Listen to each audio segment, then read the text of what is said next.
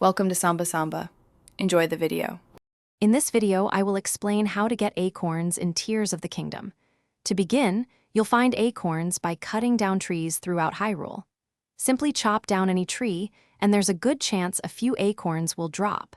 They often appear near the base of the tree trunk. This method is reliable and provides a steady supply for your adventures. Keep an eye out for them in forested areas, as they are quite plentiful. For the most efficient acorn farming, head to areas like Hyrule Ridge or the Akala Highlands. These regions boast a high concentration of trees, increasing your chances of finding many acorns quickly. The Faron grasslands are another fantastic spot with abundant foliage. Remember, the more trees you fell, the more acorns you'll collect, so target those lush, green areas for your foraging efforts. Beyond chopping trees, you might also find acorns as drops from defeated enemies, particularly bokoblins.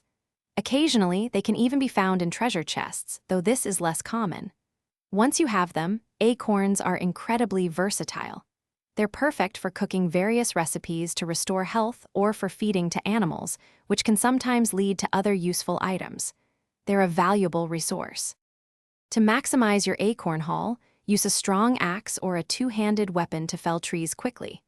This speeds up the process considerably.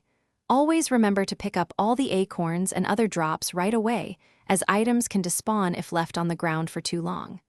While there isn't specific acorn finding gear, armor that boosts general item collection can make your foraging more convenient.